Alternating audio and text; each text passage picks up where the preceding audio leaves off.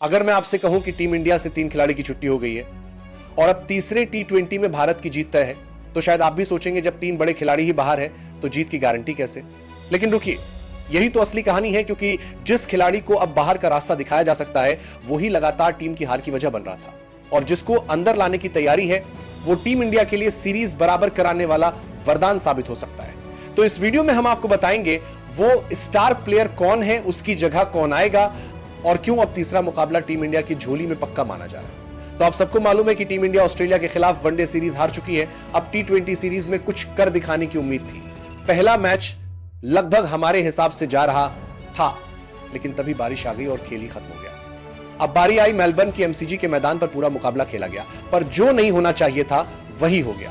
Team India मैदान में जीतने नहीं, एक्सपेरिमेंट करने उतर गई, और इन एक्सपेरिमेंट्स के पीछे थे गौतम गंभीर साहब। उनके कुछ फैसलों ने पूरी टीम की लय बिगाड़ दी। अब बात करते हैं उन गलतियों की जो मेलबर्न में टीम इंडिया से हो गई। पहली गलती, संजू सैमसन को भेज दिया गया नंबर 3 पर। आप सोचिए, एक खिलाड़ी जो आमतौर पर नंबर 5, 6 या 7 पर बल्लेबाजी करता है, उसे अचानक नंबर 3 पर क्यों भेजा गया, वो भी बिना किसी तैयारी, बिना किसी प्लान के। पहला विकेट जल्दी गिरा तो टीम मैनेजमेंट ने कहा भेजो संजू को, लेकिन भाई जब संजू को ओपनिंग में मौका देना चाहिए था तब तो उनको बिठाया गया था, और अब बिना तैयारी के उनको नंबर 3 पर भेज दिया गया। नतीजा जल्दी आउट। अब सवाल यह है, गलती संजू की थी या फैसले की? सीधा जवाब है फैसले की। दूसरी गलती, शिवम दुबे की जगह बल्लेबाजी के लिए भेज दिया गया हर्षित राणा को। अब हर्षित राणा बॉलर है या ऑलराउंडर, इस पर खुद टीम मैनेजमेंट भी शायद कंफ्यूज है।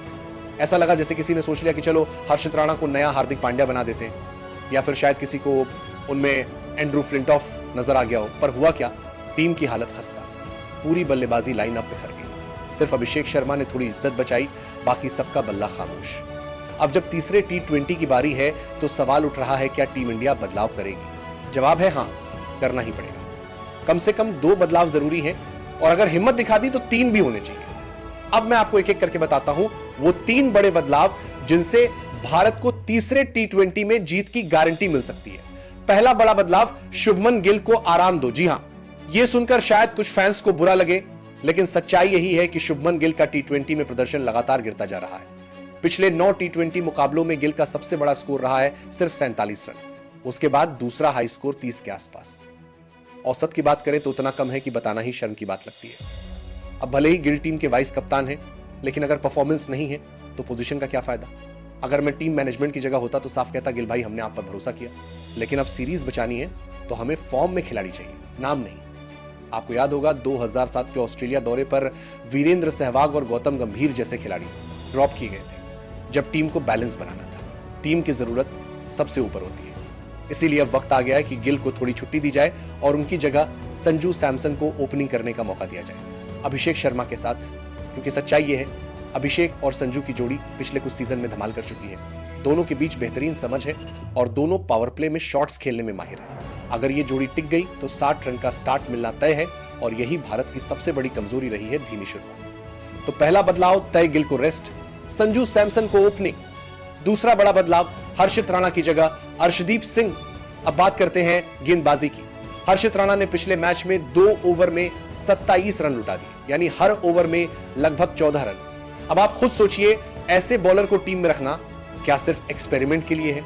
अगर टीम इंडिया को मैच जीतना है तो ऐसे एक्सपेरिमेंट्स बंद करने होंगे। T20 क्रिकेट में हर ओवर मायने रखता है। एक बॉलर अगर अपने 2 ओवर भी सही से नहीं डाल पाता तो बाकी टीम पर दबाव बढ़ता है। इसलिए अब वक्त है हर्षित की जगह अर्शदीप सिंह को लाने का। अर्शदीप सिंह वही खिलाड़ी हैं जिन्होंने T20 वर्ल्ड कप के फाइनल जैसे हाई प्रेशर मैच में शानदार गेंदबाजी की थी। वो सिर्फ बाएं हाथ के तेज गेंदबाज नहीं, बल्कि टीम इंडिया के लिए डेथ ओवर्स स्पेशलिस्ट हैं।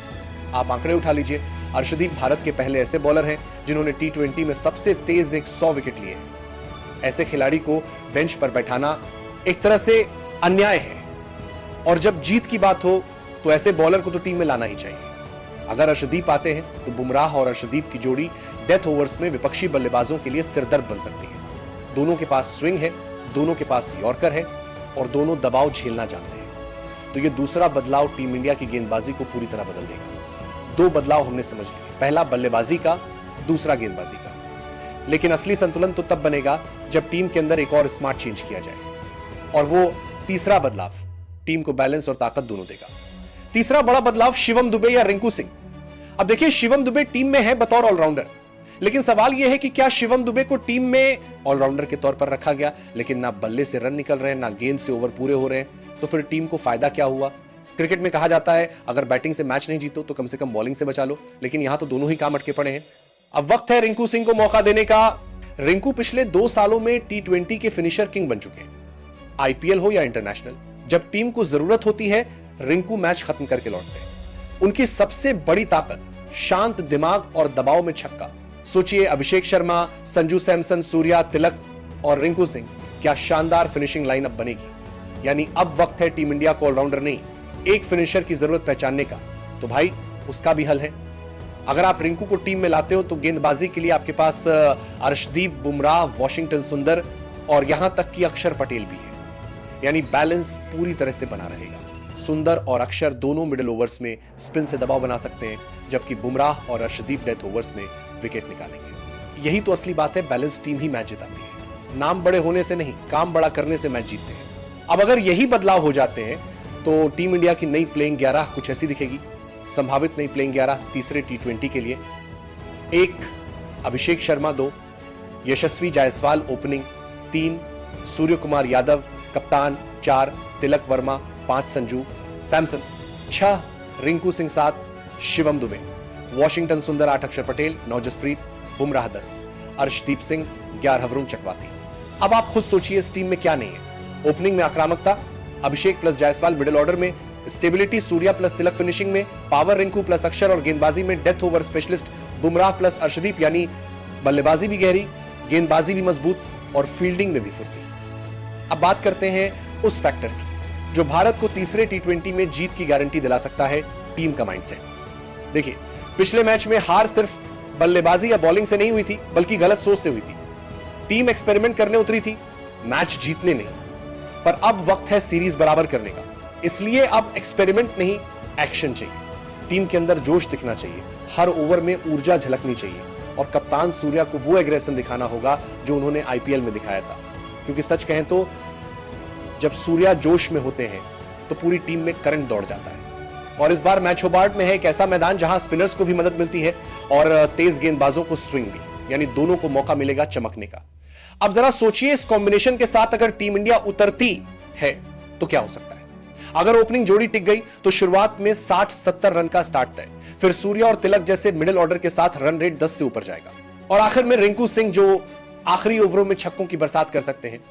दूसरी तरफ बॉलिंग में बुमराह और अर्शदीप पहले 6 ओवर में ही 2 विकेट निकाल देंगे, फिर मिडिल ओवर्स में अक्षर और बिश्नोई का जादू और आखिरी ओवर्स में बुमराह का धमाका। भला फिर कौन सी टीम भारत को रोक पाएगी। अब एक सवाल, क्या टीम मैनेजमेंट वाकई ये बदलाव करेगी। देखिए, गिल को शायद इस मैच में आखिरी मौका मिलेगा, क्योंकि कप्तान और कोच दोनों मानते हैं कि युवा खिलाड़ी को मौका देना जरूरी है। लेकिन अगर गिल इस मैच में भी नहीं चले तो फिर चौथे मैच में उनका टीम से बाहर होना तय है। क्रिकेट में मौका सबको मिलता है, पर जो उस मौके को पकड़ लेता है वो ही स्टार कहलाता है। तो अब नजर रहेगी इन 3 बातों पर: 1, क्या गिल फॉर्म में लौटेंगे या फिर रेस्ट लेंगे। 2, क्या अर्शदीप टीम में वापसी करेंगे। 3, क्या रिंकू सिंह को फिनिशर की जिम्मेदारी मिलेगी। अगर इन तीनों सवालों के जवाब हां में मिले तो भारत की जीत तय है। अब बस टीम को वही करना है जो फैंस उनसे उम्मीद करते हैं, दिल से खेलो, डर से नहीं। क्योंकि जब भारतीय टीम दिल से खेलती है तो हर मैदान तिरंगे से रंग जाता है। होबार्ट हो या मेलबर्न, सिडनी हो या एडिलेड, जब नीली जर्सी जोश में होती है तो ऑस्ट्रेलिया भी झुक जाता है। तो अगर आप भी मानते हैं कि टीम इंडिया को अब यही 3 बदलाव करने चाहिए तो वीडियो को लाइक जरूर कीजिए और कमेंट में लिखिए जय हिंद, टीम इंडिया चैंपियन बनेगी। क्योंकि इस बार मामला सिर्फ एक मैच जीतने का नहीं है, बल्कि सीरीज बराबर करने का है, टीम की लय वापस लाने का है और यह दिखाने का है कि हम गिरकर भी फिर उठना जानते हैं। तो याद रखिए, तीसरा T20 सिर्फ एक मुकाबला नहीं के साथ मौका है टीम इंडिया के लिए अपने फैंस का भरोसा जीतने का। और जब भरोसा, जोश और प्लान तीनों एक साथ हो तो फिर जीत को कोई नहीं रोक सकता।